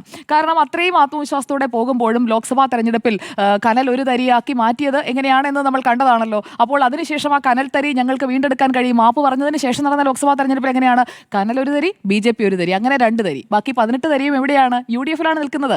അതാണ് നിലവിലത്തെ സ്റ്റാറ്റസ്. അപ്പോൾ LDF ഈക്വൽ ടു NDA എന്ന രീതിയിലാണ് ഇപ്പോൾ ലോക്സഭാ തെരഞ്ഞെടുപ്പിലെ ടാലി കേരളത്തിൽ നിൽക്കുന്നത് എന്നൊരു വസ്തുതയാണ്. തൃശ്ശൂരിൽ നിന്ന് സുരേഷ് ഗോപി ജയിച്ചതും അതുപോലെ തന്നെ K. രാധാകൃഷ്ണൻ MP ആലത്തൂരിൽ നിന്ന് ജയിച്ചതും രണ്ടും ഒരേപോലെ തന്നെയാണ്. MP എന്ന് പറഞ്ഞു കഴിഞ്ഞാൽ കേരളത്തിൽ നിന്ന് നിങ്ങൾക്ക് എത്ര MP എന്ന് ചോദിച്ചാൽ ഇടതുപക്ഷത്തിന് 1, NDAക്ക് 1, അങ്ങനെയാണ് ടാലി നിൽക്കുന്നത്. അപ്പോൾ പിന്നെ ഇടതുപക്ഷം ഈക്വൽ ടു NDA ആയി കഴിഞ്ഞിരിക്കുന്നു. ഇനിയിപ്പോൾ നേരത്തെ ജിമ്മി ജെയിംസ് പറഞ്ഞ കാര്യത്തിലേക്ക് വരാം.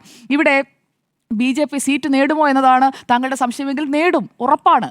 ആ ഉറപ്പുള്ളത് കൊണ്ടാണ് ഇവിടെ ഈ ഉയർന്ന ആത്മവിശ്വാസം കാണുന്നത്. അതും വ്യക്തമായി കാണേണ്ട ഒരു കാര്യം തന്നെയാണ്. കാരണം BJP സീറ്റ് പിടിച്ചാലേ തുടർ ഭരണം LDFന് കിട്ടൂ, അത് ഉറപ്പാണ്. അല്ലാത്ത പക്ഷം കോൺഗ്രസ് കൊണ്ടുപോകുന്ന സീറ്റുകളുമായിട്ട് ഈ 72 അല്ലെങ്കിൽ 70 അങ്ങനെ ടാലി ചെയ്ത് നിൽക്കാനേ പറ്റുള്ളൂ. 99ലേക്കൊക്കെ ഒറ്റയടിക്ക് പോകാൻ പറ്റുന്ന ഒരു സാഹചര്യമൊന്നും കേരളത്തിലില്ല എന്നുള്ളത് ഒരു വസ്തുതയാണ്. അപ്പോൾ ആത്മവിശ്വാസം വേണം. ആ ആത്മവിശ്വാസം ഇപ്പുറത്ത് BJP വോട്ടുകൾ പിടിക്കും എന്നുള്ള ഒരു ആത്മവിശ്വാസം കൂടി ചേരുമ്പോഴാണ് എന്നുള്ളതാണ് വസ്തുത. 6 സീറ്റുകളിൽ കഴിഞ്ഞ തവണ BJP 2ാം സ്ഥാനത്തുള്ള 6 സീറ്റുകളിൽ 1ാം സ്ഥാനത്ത് CPM ആണ്. CPMന്റെ കയ്യിലുള്ള 99 നിന്ന് 6 പോയാലും അവർക്ക് കേവല ഭൂരിപക്ഷത്തിന് മുകളിൽ നിൽക്കാൻ കഴിയും. ബാക്കി നിങ്ങളപ്പോൾ ക്രോസ് വോട്ട് ചെയ്യണം. ക്രോസ് വോട്ട് ചെയ്യേണ്ട കാര്യം എന്താ? ഞങ്ങൾക്ക് അതിന്റെ ആവശ്യമില്ല. ഞങ്ങൾക്കെന്ന് പറഞ്ഞാൽ BJPക്ക് അതിന്റെ ആവശ്യമില്ല. അപ്പോൾ ഉയർന്ന അങ്ങനെയൊന്നല്ല, ഞാൻ എപ്പോഴും പറയുന്നത് നിയമസഭ വരുമ്പോൾ എവിടെ പോകുന്നു? എപ്പോഴും സത്യമാണ് പറയുന്നത്. ഞാൻ പറയട്ടെ, ഞാനത് പറഞ്ഞു പൂർത്തിയാക്കിക്കോട്ടെ. നിങ്ങളൊക്കെ കാര്യമായിട്ട് തന്നെ പറഞ്ഞല്ലോ.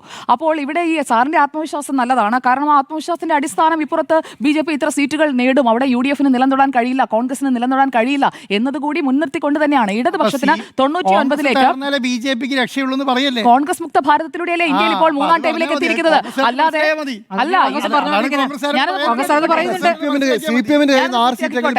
ബാക്കി വോട്ട് മുഴുവൻ BJPയുടെ അങ്ങനെയല്ല. ഞാൻ പറയാം, ഞാൻ എന്റെ ടേണല്ലേ, ഞാനൊന്ന് പൂർത്തിയാക്കിക്കോട്ടെ. ഈ CPMന്റെ മാഡം എന്റെ സമയമാണ്, കുറച്ച് സമയം കൊടുത്തിട്ടുണ്ട്. ഈ CPMന്റെ കയ്യിൽ നിന്ന് ഒരു സീറ്റ് പിടിച്ചെടുക്കുക എന്ന് പറഞ്ഞാൽ എന്താ അർത്ഥം? കോൺഗ്രസിന്റെ വോട്ട് BJPക്ക് പോയിട്ട് വേണമല്ലോ പിടിച്ചെടുക്കാൻ വേണ്ടി, അല്ലെ CPM-ന്റെ വോട്ട് കിട്ടിയിട്ടല്ലല്ലോ പിടിച്ചെടുക്കാൻ പോകുന്നത്. അപ്പോൾ കോൺഗ്രസിന്റെ വോട്ട് BJPക്ക് പോയാൽ 1ാം സ്ഥാനത്തേക്ക് വരും, CPM 2ാം സ്ഥാനത്തേക്ക് വരും, കോൺഗ്രസ് 3ാം സ്ഥാനത്തേക്ക് വരും. അല്ല, നിലവിൽ പാർലമെന്റ് തെരഞ്ഞെടുപ്പിലെ കണക്ക് താങ്കളൊന്ന് എടുത്തു നോക്കി കഴിഞ്ഞിട്ടുണ്ടെങ്കിൽ 11 സീറ്റുകളിൽ, നിയമസഭാ സീറ്റുകളിൽ BJP മുന്നിലെത്തിയിരിക്കുന്നതെല്ലാം LDF-ന്റെ സിറ്റിംഗ് സീറ്റുകളാണ്. കാരണം LDF-നാണല്ലോ 99 സീറ്റുകളുള്ളത്. അതിൽ നിന്നേ BJPക്ക് പിടിക്കാൻ പറ്റും. അല്ലാതെ അപ്പുറത്തുള്ള നാമമാത്രമായ സീറ്റിൽ നിന്ന് പിടിച്ചിട്ട് എന്ത് ചെയ്യാനാണ്? അപ്പോൾ ഇടതുപക്ഷത്തിന്റെ സീറ്റ് തന്നെ പിടിക്കും, അതിലൊരു സംശയവുമില്ല. അപ്പോൾ ഇടതുപക്ഷത്തിന്റെ സീറ്റുകൾ BJP-യിലേക്ക് വരുമ്പോൾ കോൺഗ്രസിന് ഉള്ള സീറ്റുകൾ നഷ്ടപ്പെടുത്തി അത് LDF-ലേക്ക് വരണം. അങ്ങനെ വരണമെന്നുണ്ടെങ്കിൽ എന്ത് സംഭവിക്കണം? അവിടെയും BJP കരുത്ത് കാട്ടണം, BDJS കരുത്ത് കാട്ടണം, NDA സംവിധാനം കരുത്ത് കാട്ടണം. എന്നാൽ മാത്രമേ കോൺഗ്രസിന്റെ കയ്യിലുള്ള സീറ്റെണ്ണം വീണ്ടും കുറയ്ക്കാൻ പറ്റുകയുള്ളൂ. അല്ല എങ്കിൽ തങ്ങളുടെ കൈവശമുള്ള 80+ സീറ്റുകളെങ്കിലും നിലനിർത്താൻ LDF-ന് കഴിയണം. ഞാൻ മനസ്സിലാക്കുന്നത് ഒരു 50 സീറ്റ് ഇപ്പോൾ നിലവിലത്തെ സാഹചര്യത്തിൽ ഇന്ന് വോട്ടെടുപ്പ് നടക്കുകയാണെങ്കിൽ 50 സീറ്റുകൾ LDF-ന്റെ ഷുവർ ബെറ്റാണ്. CPIM-ന് ഉറച്ച സീറ്റുകളായി ഒരു 50 എണ്ണമെങ്കിലും നിലവിലത്തെ സാഹചര്യത്തിൽ നിൽക്കുന്നുണ്ട്. നമ്മൾ സംസാരിക്കുന്നത് ഒക്ടോബർ മാസം 1-ാം തീയതിയാണ്. ഇനിയുമുണ്ട് 6 മാസം. മാർച്ച് അവസാന വാരത്തിൽ അല്ലെങ്കിൽ ഏപ്രിൽ ആദ്യ വാരത്തിലായിരിക്കും തെരഞ്ഞെടുപ്പ് നടക്കുക. പക്ഷേ ഇവിടെ UDF-ന് അല്ലെങ്കിൽ കോൺഗ്രസിന് ആത്മവിശ്വാസം നഷ്ടപ്പെടേണ്ട സാഹചര്യമില്ല.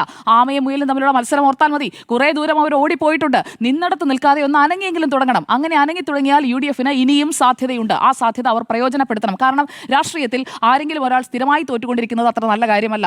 എന്തായാലും കേന്ദ്രത്തിലോ തോറ്റുകൊണ്ടിരിക്കുകയാണ്, അവിടെ മാറ്റം വരാൻ പോകുന്നില്ല. ഇവിടെയെങ്കിലും ഒന്ന് തിരിച്ചു വരട്ടെ കോൺഗ്രസ്, ഞാൻ ആത്മാർത്ഥമായി ആഗ്രഹിക്കുകയാണ്. അപ്പോൾ LDF 3.0 എന്ന ആത്മവിശ്വാസത്തിന്റെ പ്രധാനപ്പെട്ട കാരണം NSS-ന് വിശ്വാസം നേടാൻ കഴിഞ്ഞു എന്നുള്ളതാണ്. പക്ഷേ ആ വിശ്വാസം വോട്ടായി മാറണമെങ്കിൽ കരയോഗ അംഗങ്ങളായിട്ടുള്ള എല്ലാ നായന്മാരും വിചാരിക്കണം. G. സുകുമാരൻ നായർ മാത്രം വിചാരിച്ചിട്ട് കാര്യമില്ല. എന്തായാലും അതൊരു ഡിപ്ലോമാറ്റിക് മൂവ് തന്നെയാണ്. കോൺഗ്രസിന് വോട്ട് കിട്ടാതിരിക്കാനായിട്ടുള്ള ഒരു സ്ട്രാറ്റജിയിൽ LDF ഇപ്പോൾ വിജയിച്ചു നിൽക്കുന്നു എന്നതാണ് എൻ്റെ അണ്ടർസ്റ്റാൻഡിംഗ്. ഇവിടെ AICC നേതൃത്വം NSS-ന്റെ വിശ്വാസം തിരിച്ചു പിടിക്കാനായിട്ടുള്ള കഠിന പരിശ്രമത്തിലേക്ക് നീങ്ങുകയാണ്. അതിന് പ്രിയങ്ക ഗാന്ധി ഒന്നും പോയാൽ പോരാ, മല്ലികാർജ്ജുൻ ഖർഗെ തന്നെ വന്നാലും അതിശയപ്പെടേണ്ടതില്ല. മല്ലികാർജ്ജുൻ ഖാർഗെ, രാഹുൽ ഗാന്ധി, പ്രിയങ്ക ഗാന്ധി, KC വേണുഗോപാൽ, അങ്ങനെ ആ ഒരു ടീമായിട്ട് ഒരു കോൺവോയ് ആയിട്ട് തന്നെ വന്നാലും അതിശയപ്പെടേണ്ട സാഹചര്യമില്ല. കാരണം ചെറുമീനുകളൊന്നും വന്നാൽ പോരാ എന്നത് G. സുകുമാരൻ നായരുടെ നിലപാടാണ്. ഇനി ഈ സ്വർണ്ണപ്പാളി വിവാദത്തിൽ CPIM ആയാലും കോൺഗ്രസ് ആയാലും രണ്ടുപേരും പെട്ടിരിക്കുകയാണ്. കാരണം ദേവസ്വം ബോർഡുകളൊക്കെ മാറി മാറി രണ്ടു കൂട്ടരുടെയും കയ്യിലിരുന്നതാണല്ലോ. ദേവസ്വം ബോർഡ് പ്രസിഡന്റുമാരെയൊക്കെ നിയമിച്ചതും രണ്ടു കൂട്ടരും മാറി മാറിയാണല്ലോ. എന്തായാലും BJP അധികാരത്തിൽ വന്നിട്ടുമില്ല, BJP ദേവസ്വം ബോർഡിന്റെ ഭരണം കൈയാളിയിട്ടുമില്ല. അപ്പോൾ ഈ സ്വർണ്ണപ്പാളി മാത്രമല്ല, അവിടെ നിന്ന് കൊണ്ടുപോയതിനും കണക്കില്ല, സ്വർണ്ണമാണോ കൊണ്ടുപോയതെന്ന് അറിയില്ല. അപ്പോൾ ഇതിനൊക്കെ കണക്ക് പറയേണ്ടി വരും. അതൊക്കെ കേട്ടിട്ടേ ഹിന്ദു വോട്ട് ചെയ്യുകയുള്ളൂ.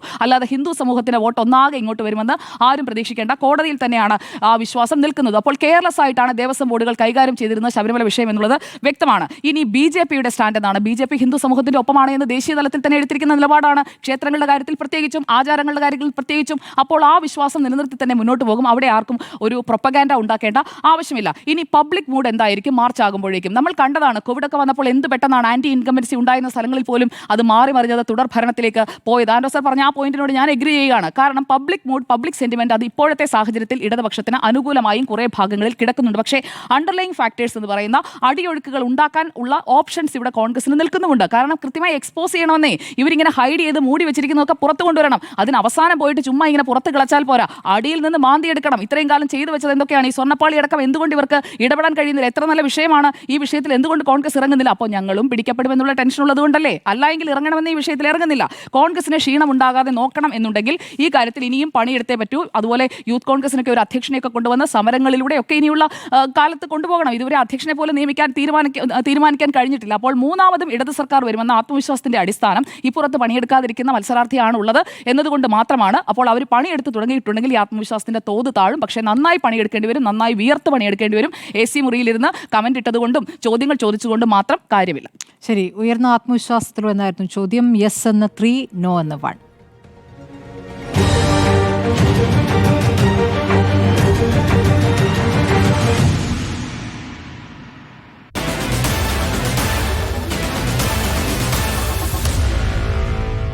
Meet the editors.